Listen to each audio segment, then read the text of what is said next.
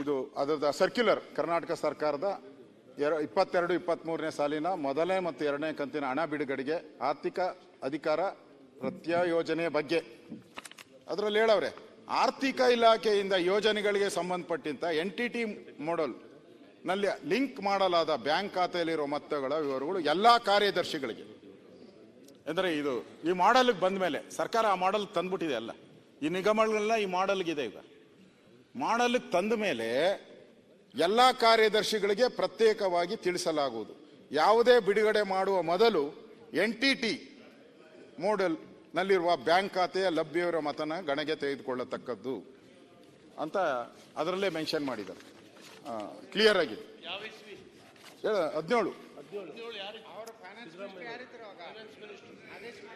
ಅನುಷ್ಠಾನ ಸಂಸ್ಥೆ ಅಧಿಕಾರಿಗಳು ಬ್ಯಾಂಕ್ ಖಾತೆ ಅಥವಾ ವೈಯಕ್ತಿಕ ಖಾತೆಯ ಠೇವಣಿ ಒಂದು ನಿರ್ದಿಷ್ಟ ಕಾರ್ಯಕ್ರಮಕ್ಕೆ ಸಂಬಂಧಪಟ್ಟಂತೆ ಹಣ ಜಮಾ ಮಾಡಲು ಆರ್ಥಿಕ ಇಲಾಖೆಯ ಅನುಮೋದನೆ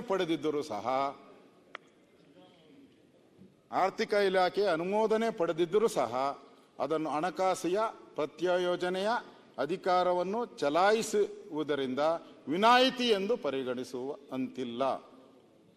ಆರ್ಥಿಕ ಇಲಾಖೆಯ ಇಲಾಖಾಧಿಕಾರಿಗಳ ಹೆಸರಿನಲ್ಲಿರುವ ಬ್ಯಾಂಕ್ ಖಾತೆಗಳಲ್ಲಿನ ವ್ಯವಹಾರಗಳನ್ನು ಖಜಾನೆ NTT ಮಾಡೆಲ್ ಮೂಲಕವೇ ಪರಿಶೀಲಿಸುವುದು.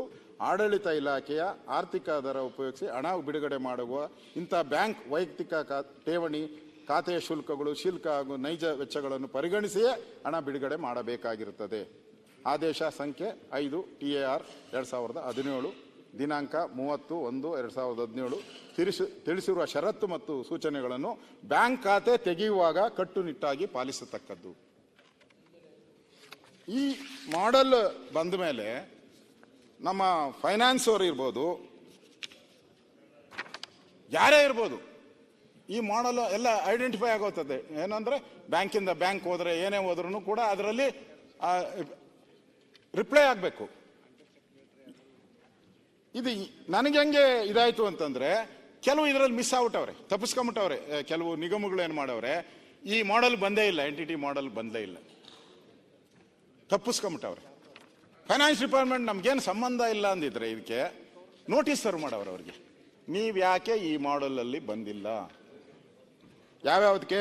ಬನವಾಸಿ ಅಭಿವೃದ್ಧಿ ಪ್ರಾಧಿಕಾರ, ಟಿಬೇಟಿಯನ್ ನಿರಾಶ್ರಿತ ಕಾರ್ಯಕ್ರಮ, ಬಸವ ಕಲ್ಯಾಣ ಅಭಿವೃದ್ಧಿ, ಕಾಗಿನೆಲೆ ಅಭಿವೃದ್ಧಿ ಪ್ರಾಧಿಕಾರ, ಸರ್ವಜ್ಞ ಅಭಿವೃದ್ಧಿ ಪ್ರಾಧಿಕಾರ, ನಂಬಿಯಾರ್ ಅಧೀನ ಕಾರ್ಯದರ್ಶಿ ಆರ್ಥಿಕ ಇಲಾಖೆ. ವೆಚ್ಚ 7 ಮತ್ತು 8. ಅಂದ್ರೆ ಈ ಸಿಸ್ಟಮ್ ಬಂದಿಲ್ಲ ಅಂದ್ರೆ ನೋಟಿಸು ಕೂಡ ಅವ್ರು ಕೊಟ್ಟಿದ್ದಾರೆ. ಬಾಯಿ ಮುಚ್ಚಿಕೊಂಡು ಇದ್ರೊಳಗಡೆ ಬಂದು ನೀವು ಆ್ಯಡ್ ಆಗ್ರಿ, ಇದು ಇಲ್ಲ ಅಂದ್ರೆ ನಿಮ್ಮ ಮೇಲೆ ಕ್ರಮ ಅನ್ನೋದಕ್ಕೆ ಬರೆದಿದ್ದಾರೆ. ಅದನ್ನೆಲ್ಲ ನಾನು ಓದಿಸಲ್ಲ. ಕಂದಾಯ ಇಲಾಖೆ ರೀತಿ ಆರ್ಥಿಕ ಇಲಾಖೆ ವರದಿ ಮಾಡುವಂತೆ ತಿಳಿಸಿದೆ. ಇಷ್ಟು ಕೂಡ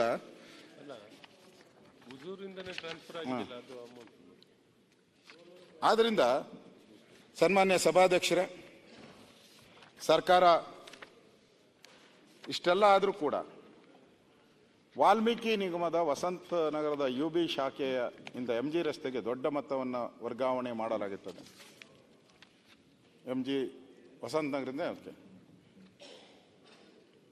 ವರ್ಗಾವಣೆ ಮಾಡುವಾಗ ಫೈನಾನ್ಸ್ ಇಲಾಖೆ ಗಮನಕ್ಕೆ ಬಂದಿರುವುದಿಲ್ಲವೇ?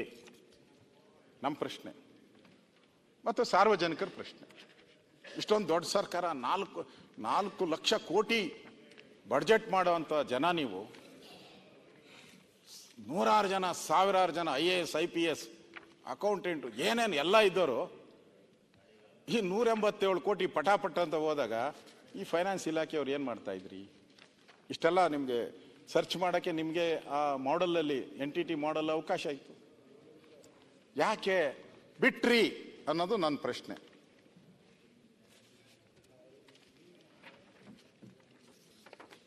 ಇದು ಇಷ್ಟೆಲ್ಲ ಆದಮೇಲೆ ಟ್ರಾನ್ಸಾಕ್ಷನ್ ಆಗಿ ನನಗೆ ಫೈನಾನ್ಸ್ ಡಿಪಾರ್ಟ್ಮೆಂಟ್ 100% ಅವರು ಗಮನಕ್ಕೆ ಮಾಡಬೇಕಾಯಿತು.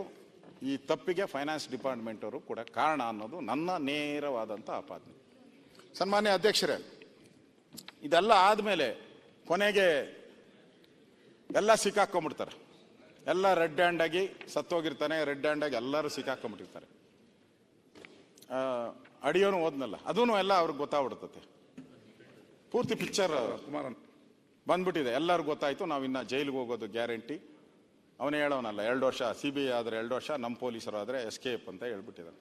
ಅದಾದಮೇಲೆ ದೇವನಹಳ್ಳಿ ಏರ್ಪೋರ್ಟ್ ಇದೆಯಲ್ಲ ಅಧ್ಯಕ್ಷರೇ, ದೇವನಹಳ್ಳಿ ಏರ್ಪೋರ್ಟು ಸ್ವಲ್ಪ ಕಾಣೆಯಾದ ಜಾಗ.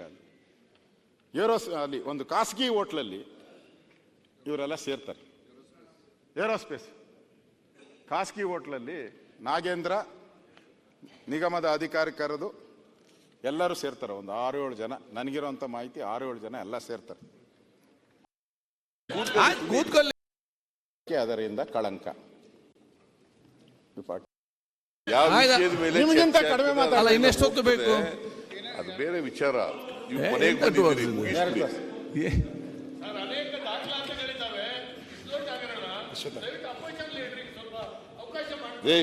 ಅದೀಗ 2.5 ಗಂಟೆ ನಾವು ಕೊಟ್ಟು 2 ಗಂಟೆಗೆ ಮಾತಾಡ್ಲಿ ಬಿಡಪ್ಪ. ನಿಮ್ಮ ಡೈರೆಕ್ಷನ್ ಮೇಲೆ ಮಾತಾಡ್ತಿದ್ದಾರೆ ಅವರು, ನಿಮ್ಮ ಡೈರೆಕ್ಷನ್ ಮೇಲೆ ಮಾತಾಡ್ತಿದ್ದಾರೆ. ಹೌದಾ? 2 ಗಂಟೆ ಮಾತಾಡಿ ತೊಂದರೆ ಆಗ್ದಂಗೆ ಅಧ್ಯಕ್ಷರೇ, ಅವರು ಮಾತಾಡ್ಲಿ. ಇಲ್ಲಿವರೆಗೆ ಅವ್ರು ಏನೇ ಮಾತಾಡಿದ್ರು ಮಧ್ಯದಲ್ಲಿ ಒಂದು ಮಾತು ಕೂಡ ಮಧ್ಯ ಪ್ರವೇಶ ಮಾಡಿಲ್ಲ. ಅವ್ರು ಏನೇ ಮಾತಾಡಿದ್ರು ನಾವು ತಪ್ಪು ಮಾತಾಡಿಲ್ಲ. ಅವರೇನು ತಪ್ಪು ಮಾತಾಡಿಲ್ಲ. ಅವ್ರದ್ದು 1 ನಿಮಿಷ ನಾವು ತಗೊಂಡಿಲ್ಲ. ಮಾತಾಡುವಂತ ಮುಕ್ತ ಅವಕಾಶ ಎಲ್ಲರೂ ಮಾಡಿಕೊಟ್ಟಿದ್ದೇವೆ.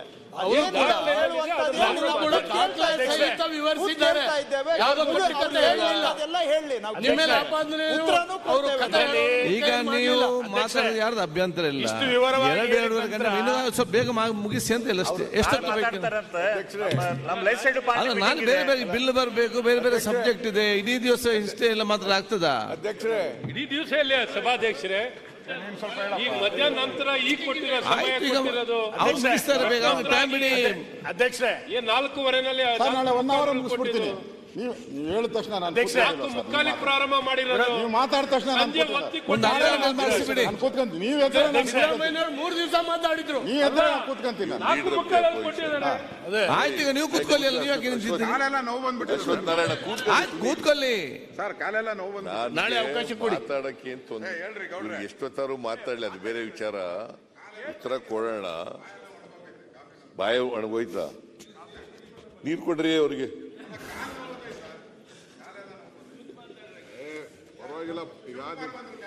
ನಿಮ್ ಪಾರ್ಟಿಯವರೆಲ್ಲ ನಿನ್ ತೆಗಿಬೇಕು ಅಂತಿದ್ರು. ಈಗ ಏನಾಗ್ತದೆ ಮಾನ್ಯ ಅಧ್ಯಕ್ಷರೇ, ಮತ್ತೆ ನಾಳೆ ಮೊದಲಿಂದ ಶುರು ಮಾಡ್ತಾರೆ.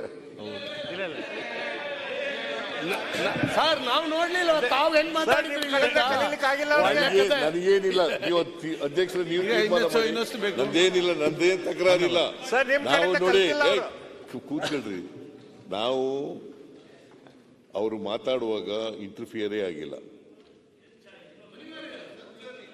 ಅನಿವಾರ್ಯ, ನಿಮ್ಗೆ ಅನಿವಾರ್ಯ ಇರ್ಲಿಲ್ವಾ? ನಿಮ್ಗೆ ಏನು ಅನಿವಾರ್ಯ ಇರ್ಲಿಲ್ವಾ? ನಾವು ನಾನು ಮಾತಾಡುವಾಗ ಮಧ್ಯೆ ಇಂಟರ್ಫಿರೆನ್ಸ್ ಇದರಲ್ಲಿ ಹೇಳೋದು ಮೂಡ ಅಂತ 50-50 ತರ ಎಷ್ಟೆಷ್ಟು ಹಂಚಿಕೆ ಆಗಿದೆ ಅಂತ ಹೇಳ್ಬಿಟ್ರೆ ಮತ್ತೆ ನೋಡುವ. ಈಗ ಇದರಲ್ಲಿ ಅಲ್ಲಿ 50-50 ಹಂಚಿಕೆ ಆಗಿದೆ. ಇಲ್ಲಿ 187 ಕೋಟಿನಲ್ಲಿ ಆಯ್ತು, ಅದು ಮತ್ತೆ ನೋಡೋದು ಮತ್ತೆ ಬರ್ತಲ್ಲ. ನೀವೀಗ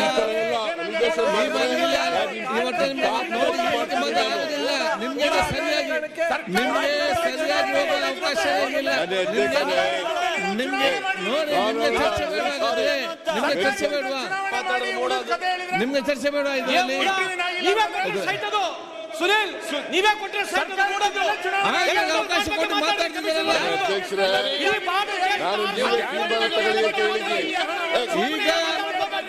ಈಗ ಇನ್ನೇನು ಸಂಭಾಷಣೆ ಆಗಿದೆ. ಈಗ ಯಾವ ಸಬ್ಜೆಕ್ಟ್ ಕೋಟಿನಲ್ಲಿ ನಾಗೇಂದ್ರನ್ ಜೊತೆಗೆ ಇನ್ನು ಯಾರ್ಯಾರು ಹಂಚಿಕೆ ಎಷ್ಟೆಷ್ಟಾಗಿದೆ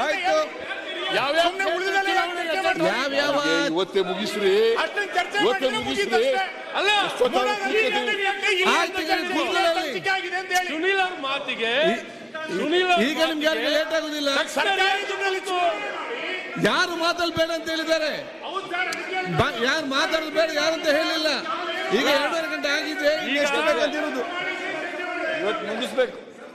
ಈಗ ಸನ್ಮಾನ್ಯ ಪ್ರತಿಪಕ್ಷ ನಾಯಕರು ಮುಗಿಸಿ ಜಲ್ದಿ ಏನ್ ಟೆಕ್ನಿಕಲ್ ಆಗಿ ಮಾತಾಡ್ತಿದ್ರು. ಪೊಲಿಟಿಕಲ್ ಆಗಿ ಮಾತಾಡಿಲ್ಲ. ಆಯ್ತು ಈಗ ಯಾವಾಗ ಸುನೀಲ್ ಅವ್ರು ಮಾತಾಡಿದ್ರು ಪೊಲಿಟಿಕಲ್ ಆಗಿ ತಕ್ಷಣ ನೋಡ್ರಿ ಎಲ್ಲ ಎದ್ದು ನಿಂತ್ಕೊಂಡ್ರು. ಆಯ್ತು ಈಗ ಕೂತ್ಕೊಳ್ಳಿ ಈಗ. ಇಲ್ಲೂ ಕೂತ್ಕೊಳ್ಬೋದಿತ್ತಲ್ಲ, ಮಾನ್ಯ ಅಧ್ಯಕ್ಷರೇ, ಯಾಕೆ ರೆಸ್ಪಾನ್ಸ್ ಬಂತು? ನಾನು ಮಾತಾಡೋದಕ್ಕೆ ವಿರೋಧ ಅವ್ರು ಇಲ್ಲ. ಮಾತಾಡಿದ್ಕೆ response ಆದ್ರೆ ಈಗಲೇ ಮುಗಿಸ್ಬಿಡಿ ಅವ್ರು ಅಂತ ಹೇಳಿದೆ ಮಾತಾಡಿದ್ಕೆ ಅಷ್ಟೇ. ತಕ್ಷಣ ಅಶ್ವಥ್ ಎದ್ರಿ. ರಾಯ್, ನೀವು ಪದೇ ಇಲ್ಲಿ ಪದೇ ಯಾರು ಕೂಡ ಇದ್ದಿದ್ದು ಮಾತಾಡೋದು ಬೇಡ ಅಂತ ಯಾರು ಕೂಡ ಎರಡು ಹೇಳುದಿಲ್ಲ. ಆಗುತ್ತೆ. ಇವತ್ತೇ ಮುಗಿಸಿಬಿಡಿ ಅಂತ ಹೇಳುವಂತದ್ದು. ಅವ್ರು ಯಾರು ಮಾತಾಡ್ತಾರೆ? ಈಗ ಹಾಗಾದ್ರೆ ನಮ್ದು ನಾನೇ ಕರೆದಿದ್ದೀನಿ ಶಾಸಕಾಂಗ ಸಭೆ, ಎಲ್ಲರಿಗೂ ಊಟ ಮಾಡಿದ್ದೀನಿ. ಆಯ್ತು. ಈಗ ಅಲ್ಲ, ನಾಳೆ ಎಷ್ಟು ಗಂಟೆ ಬೇಕು? ನೀವು ಎಷ್ಟನ್ನು ನಾಳೆ ನನ್ಗೆ ಅರ್ಧ ಗಂಟೆ ಕೊಟ್ಬಿಡಿ ಸರ್. ರೆಡಿದ್ದಾರೆ. ನಾಳೆ ಅರ್ಧ ಗಂಟೆ ಮುಖ್ಯಮಂತ್ರಿಗಳು ಹೀಗೆ ರಿಪ್ಲೈ ಮಾಡಿ ರೆಡಿ ಆಗಿದ್ದಾರೆ. ಎಷ್ಟೊತ್ತಾರು ಈಗಲೇ ಉತ್ತರ ಕೊಡಕ್ ತಯಾರಾಗಿದ್ದೀನಿ. ಅಲ್ಲ, ಅವ್ರ ಶಾಸಕಾಂಗ ಪಕ್ಷ ಆಯ್ತಾ ಬಿಟ್ಕೊಂಡಿಲ್ಲ. ಒಳ್ಳೆ ಕಥೆ ಆಯ್ತಲ್ಲ. ಹೀಗೆ ರಿಪ್ಲೈ ಮಾಡಕ್ ರೆಡಿ ಇದೀವಿ ನಾವು. ಇಲ್ಲಪ್ಪ, 8 ಗಂಟೆ 9 ಗಂಟೆ ಆಗ್ಲಿ ಮುಗಿಸೋಣ. ಇನ್ನೂ 6-7 ಜನ ಇದ್ದಾರೆ ಸರ್. ನಿಮಗೆ ಒಂದೇ ನಿಮಿಷ ಅಧ್ಯಕ್ಷರೇ. ನಿಮಗೆ ಅವ್ರಿಗೆ ಹೇಳಿ. ಆ ದುಡ್ಡನ್ನ ಡ್ರಾ ಮಾಡಬೇಕು, ಆಯ್ತು. ಅರ್ಜೆಂಟ್ ಚರ್ಚೆ ಮಾಡ್ಬೇಕಾದ್ರೂ ಅರ್ಜೆಂಟ್ ಇದೆ. ಹಂಗಾಗಲ್ಲ ಅರ್ಜೆಂಟ್ ಅಲ್ಲಿ ಚರ್ಚೆ ಮಾಡಕ್ಕೆ, ಎಲ್ಲರೂ ಚರ್ಚೆ ಮಾಡಬೇಕು. ನೀವು ಒಂದೇ ದಿನದಲ್ಲಿ ಡೆಪಾಸಿಟ್ ಸನ್ಮಾನ್ಯ ಕೊಡ್ತೀರಿ, ಅಧ್ಯಕ್ಷರೇ. ಲೋನ್ ಕೊಡ್ತೀರಿ, ಟ್ರಾನ್ಸ್ಫರ್ ಮಾಡ್ತೀರಿ, ಹಂಗಾಗಲ್ಲ. ನೀವು ಒಂದೇ ಅಕೌಂಟ್ ದಿನದಲ್ಲಿ ಅಕೌಂಟ್ ಚರ್ಚೆ ಮಾಡಲ್ಲ. ಅಕೌಂಟ್ ನಾವೆಲ್ಲರೂ ಶಿಕ್ಷಣದಲ್ಲಿ ಚರ್ಚೆ ಮಾಡಬೇಕು. ನಿಮ್ಮಲ್ಲಿ ನೀವು ಒಬ್ಬರೇ ಅಕೌಂಟ್ ಚರ್ಚೆ ಮಾಡಬೇಕು. ನೀವು without enquiry ಅವ್ರು ಏನು ಆಗಿಲ್ಲ ನಿಮ್ ಸರ್ಟಿಫಿಕೇಟ್ ಕೊಡಕ್ಕಾಗತ್ತಾ? ಡಿಪಾಸಿಟ್ ಅಟ್ಮೆಂಟ್ ಮಾಡ್ಕೊಳ್ಳೋರು ಯಾರು? ಆ ಡಿಪಾಸಿಟ್ ಮೇಲೆ ಸಾಲ ಕೊಡೋರು ಯಾರು? ನಾಯ್ಕ. ಯಾರು ಸ್ಯಾಂಕ್ಷನ್ ಮಾಡೋರು? ಕೋರ್ಟಿಗೆ ಹೋಗೋದೇ ಬೇಡ. ಡಿ ಕೆ ಶಿವಕುಮಾರ್ ಅವರು ಅದನ್ನೆಲ್ಲ ನೋಡ್ಕೊಳ್ಳೋರು ಯಾರು? ಗೊತ್ತಾಯ್ತು. ಅದನ್ನೆಲ್ಲ ಹೇಳ್ಬೇಕು, ನಾಳೆ ಹೇಳ್ತೀನಿ ಅವೆಲ್ಲ. ಇನ್ನೇನಿಲ್ಲ, ಕೇಸ ಇಲ್ಲ. SIT ವಾಪಸ್ ತೆಗಿಸ್ಬಿಡಿ. ಈಗ ಒಂದು ನಾನು ಈಗ ನಿಮ್ಮ ಮುಗಿಸಿಗೆ ಎಷ್ಟೊತ್ತು ಬೇಕು? ಸನ್ಮಾನ್ಯ ಅಧ್ಯಕ್ಷರೇ, ನಾನು ನಾಯಕರ ಹತ್ರನೂ ನಾನು ವಿನಂತಿ ಮಾಡ್ತೀನಿ, ನಿಮ್ಮ ಹತ್ರನೂ ವಿನಂತಿ ಮಾಡ್ತೀನಿ. ಯಾವತ್ತಾವತ್ತು ಕಾಂಗ್ರೆಸ್ ಪಕ್ಷದ ಶಾಸಕಾಂಗ ಸಭೆ ಇದೆ, ಅವತ್ತು ನೀವು ಹೇಳಿದ ತಕ್ಷಣ ನಾವು ಒಪ್ಕೊಂಡು ಹೋಗಿದ್ದೀರಿ. ಅವ್ರಿಗೆ ಅವ್ರ ಪಾರ್ಟಿ ಹಾಗೆ ಇದೆ, ನಮ್ದು ಅಷ್ಟೇ. ನಾನೇ ಕರೆದಿರೋ ಸಭೆ ಇವತ್ತು, ಈಗ ಬೇರೆ ಯಾರೋ ಎಷ್ಟು ಕರೆದಿರೋ. ನಾಳೆಗೆ ಎಷ್ಟೊತ್ತು ಮಾತಾಡ್ತೀರಿ? ಅರ್ಧ ಗಂಟೆ ಸಾಕು. ಆಯ್ತು. ಅದೇ. ಈಗ ನಿಮ್ಗೆಲ್ಲ ಗಡಿಬಿಡಿ ಮಾಡಬೇಡಿ. ಒಂದ್ ನಿಮಿಷ ಪ್ಲೀಸ್. ಅಶೋಕ್ ಅವರೇ ನೀವು ಚೆನ್ನಾಗಿ ಮಾತಾಡ್ತಾ ಇದ್ದೀರಿ. ಇವತ್ತು ಫ್ಲೋ ಹೋಗುತ್ತೆ. ನಾಳೆ ನಿಮ್ಗೆ ಏನು ರೆಡ್ಡಿ ಅವರೇ ಕೂತ್ಕೊಳ್ಳಿ ಈಗ. ಮಾತಾಡಿ ಮುಗಿಸಿ. ಆಯ್ತು. ಈಗ ನಾಳೆ ಕೆಲವರು ಮಾತಾಡ್ಲಿಕ್ಕೆಲ್ಲ ಇದೆ, ಮತ್ತೆ ಇವತ್ತು ನಮ್ಮ ಕ್ಯಾಬಿನೆಟ್ ಕೂಡ ಇದೆ, ಪಕ್ಷ ಸಭೆ ಕೂಡ ಇದೆ. ಆದ ಕಾರಣ ನಾಳೆ ಎಲ್ಲ ನಿಮಗೆ ಮಾತಾಡಲಿಕ್ಕೆ ಇದ್ದ ಕಾರಣ ಸದಾವಕಾಶ ಕೊಡಲೇಬೇಕಾಗ್ತದೆ. ಅದಕ್ಕಾಗಿ ಸಭೆಯನ್ನು ನಾಳೆ ಬೆಳಿಗ್ಗೆ 9 ಗಂಟೆಗೆ ಪ್ರಾರಂಭಿಸಲು ಮುಂದೂಡಲಾಗಿದೆ. ಅಲ್ಲ, ಟೈಮ್ ಕೊಡಬೇಕಲ್ಲ ನಿಮಗೆ, ಮತ್ತೆ ಟೈಮ್ ಸಿಗ್ಬೇಕಲ್ಲ. ಬನ್ನಿ ಮಾತಾಡಿ.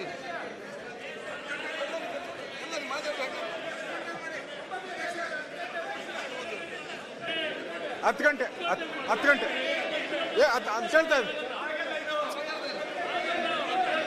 10 o'clock ಮಾಡಿ. 10 o'clock ಅಂತ ಅನೌನ್ಸ್ ಮಾಡಿ. 10 o'clock ಅಂತ ಹೇಳ್ಬಿಡಿ. 10 o'clock 10 ಗಂಟೆಗೆ ಮಾಡಿ. Announce 10 o'clock. 9 ಗಂಟೆಗೆ ಆಗಲ್ಲ, ಬರಕ್ಕಾಗಲ್ಲ. 10 ಗಂಟೆ ಅಂತ ಹೇಳಿ. 10 ಗಂಟೆ ಮುಖ್ಯಮಂತ್ರಿಗಳು ಹೇಳಿದ್ದಾರೆ. 10 ಗಂಟೆ.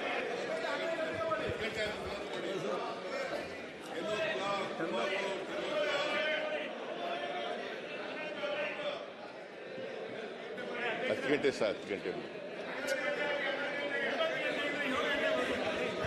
10 ಗಂಟೆಗೆ ಅಂತ ಅನೌನ್ಸ್ ಮಾಡಿ. 11 ಗಂಟೆ. ನಾಳೆ ಸದನವನ್ನು 10 ಗಂಟೆಗೆ ಮುಂದೂಡಲಾಗಿದೆ. ಸಭೆಯನ್ನು ನಾಳೆ ಬೆಳಿಗ್ಗೆ 9:30 ಗಂಟೆಗೆ